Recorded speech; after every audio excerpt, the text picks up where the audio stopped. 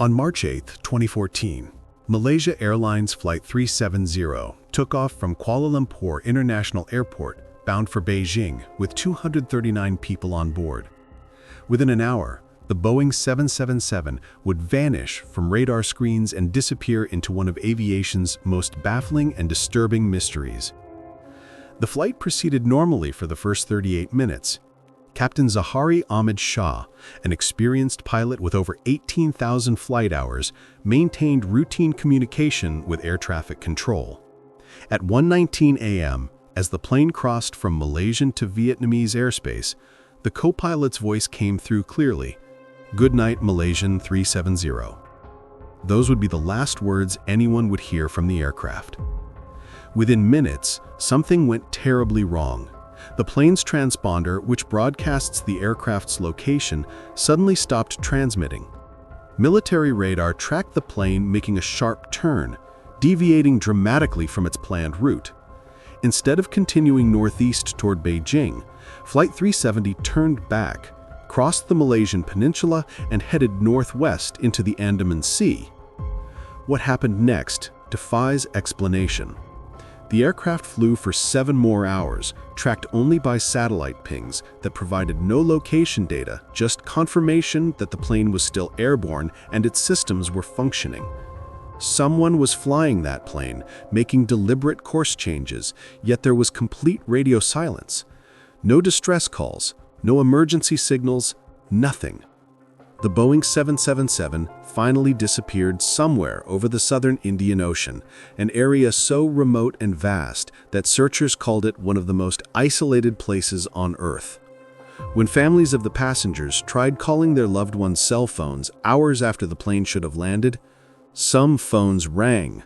They rang and rang, suggesting the devices were still powered on somewhere, adding another layer of horror to an already incomprehensible situation. The search became the most expensive in aviation history, spanning 46,000 square miles of ocean floor. 3 years and $160 million later, searchers found almost nothing. A few pieces of debris washed up on distant shores, confirmed as belonging to MH370, but these fragments only deepened the mystery rather than solving it. Investigators examined every possibility. Mechanical failures seemed unlikely given the plane's excellent maintenance record and the deliberate course changes. Hijacking was considered, but there were no demands, no claims of responsibility, no logical motive. The most disturbing theory focused on the pilot himself. Captain Zahari's flight simulator at home revealed he had practiced a route eerily similar to the actual flight path MH370 took, including flying south into the Indian Ocean until fuel exhaustion. His personal life was troubled, his marriage failing. Some investigators believe he deliberately crashed the plane in a murder-suicide, taking 238 innocent people with him into the depths of the ocean. But if that's true, why? What could drive a man to such unfathomable evil? And why has the main wreckage never been found, despite years of intensive searching? The families of the passengers live in perpetual torment, unable to grieve properly because there are no bodies, no crash site, no closure. 239 people simply vanished into thin air. And somewhere in the depths of the Indian Ocean, their final moments remain locked in the wreckage of a plane that the world may never find.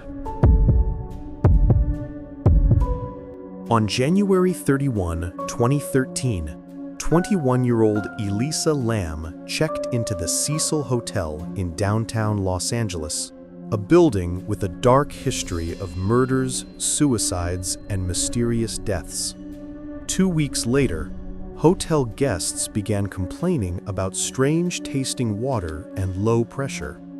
When maintenance workers climbed to the roof to check the water tanks, they discovered something that would create one of the internet's most disturbing mysteries.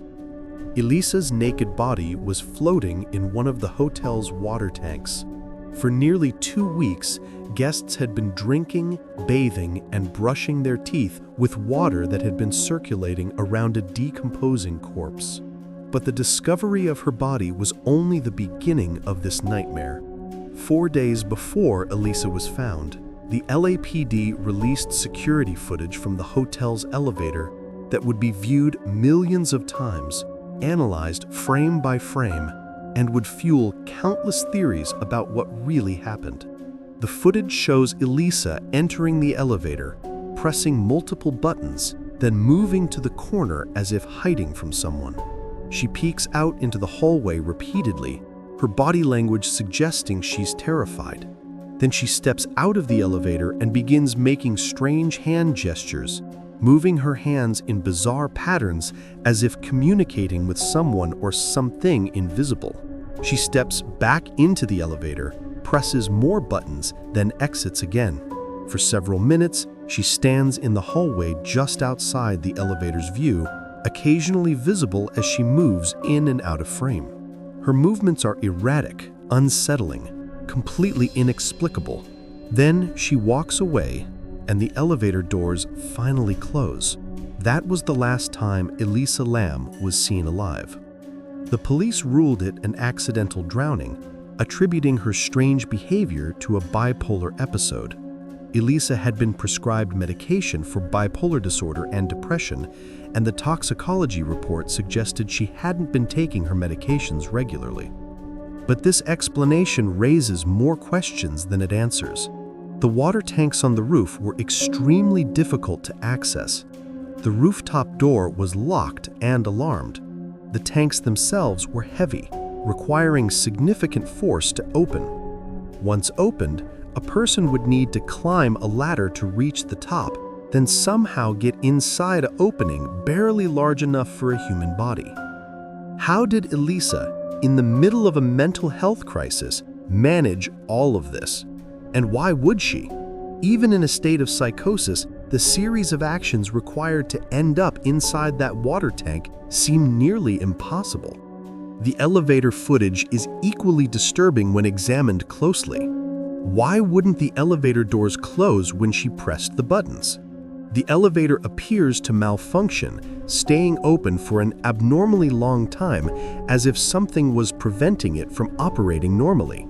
Some viewers claim to see shadows in the hallway that Elisa seems to be reacting to, though others dismiss this as artifacts of the low-quality video. The Cecil Hotel's history adds another layer of darkness to this case. Serial killers Richard Ramirez and Jack Unterweger both stayed at the Cecil during their murder sprees. Multiple people have committed suicide by jumping from the hotel's windows. The building seems to attract tragedy and death like a magnet.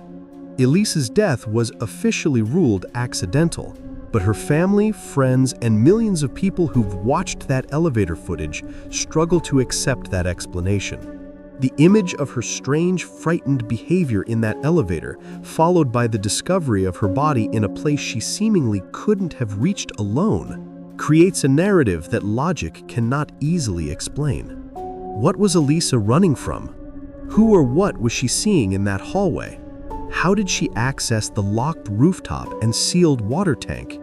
And most disturbingly, was she alone in her final moments, or was someone or something else with her in the darkness of that Los Angeles night?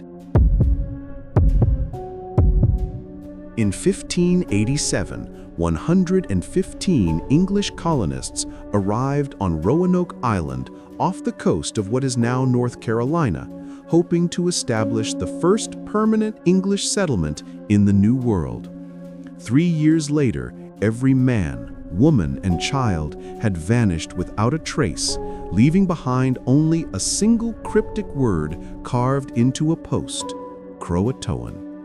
The colony's leader, John White, had left for England to gather supplies, leaving behind his daughter, his granddaughter Virginia Dare, the first English child born in America, and 113 other colonists.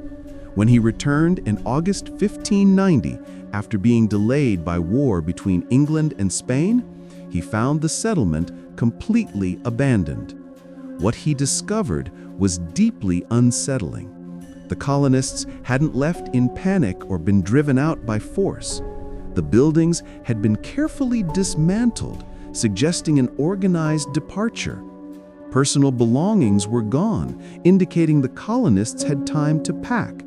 But there were no signs of struggle, no bodies, no graves, and no clear indication of where over 100 people had gone. The only clues were the word Croatoan carved into a wooden post and the letters CRO carved into a nearby tree. White believed this meant the colonists had relocated to Croatoan Island, home to a friendly Native American tribe. But before he could mount a rescue expedition, storms forced his ship away from the coast. He would never return to search for them, and the fate of the lost colony would remain a mystery for over 4 centuries. What makes this case so disturbing isn't just the disappearance itself, but the complete absence of evidence about what happened. No European ever reported seeing any of the colonists again. Native American tribes in the region had no consistent stories about their fate. It was as if 115 people simply walked into the wilderness and ceased to exist. Theories about the colonists' fate range from the mundane to the horrific. Some historians believe they integrated with local tribes, and indeed, some Native Americans in the region had European features and claimed English ancestry. But this doesn't explain why not a single colonist ever made their identity known or tried to return to English civilization. Other theories are far darker. Perhaps the colonists starved during a brutal winter and resorted to cannibalism before dying. Maybe they were massacred by hostile tribes, though no mass grave has ever been found. Some suggest they tried to sail back to England in small boats and drowned at sea. The most chilling theory is that they fell victim to a disease that killed them so quickly they couldn't even bury their own dead, and their bodies were scattered by scavengers. Archaeological excavations have found tantalizing clues, including European artifacts at Native American sites and evidence of the colonists' presence at locations far from the original settlement. But these discoveries only deepen the mystery. If the colonists integrated with local tribes, why did they hide their identity? If they relocated, why did they never try to contact other English settlements that were established later? The disappearance of the Roanoke colony represents something primal and terrifying. The fear that we can simply cease to exist, that entire groups of people can vanish from history without explanation. These weren't isolated individuals who disappeared into the wilderness. This was an entire community, including children and infants, who somehow left no trace of their ultimate fate.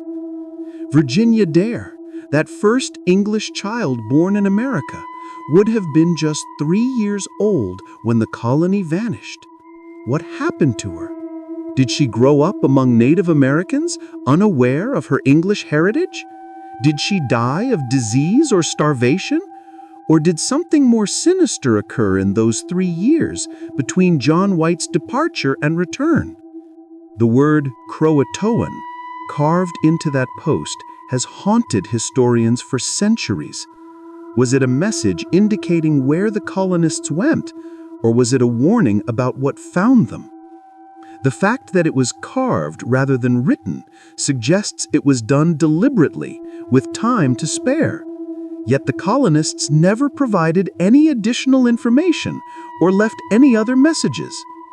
Over 400 years later, the lost colony of Roanoke remains America's oldest unsolved mystery. Modern technology has revealed some clues, but the complete truth about what happened to those 115 people in the late 1580s will likely never be known. They walked into the pages of history, carved a single cryptic word, and vanished forever into the wilderness of the New World. If these stories sent chills down your spine, don't vanish into the darkness without hitting that like button. Share your scariest experience in the comments below, because your story might be featured next. And remember, the scariest thing is missing out. So subscribe now, before the next nightmare finds you.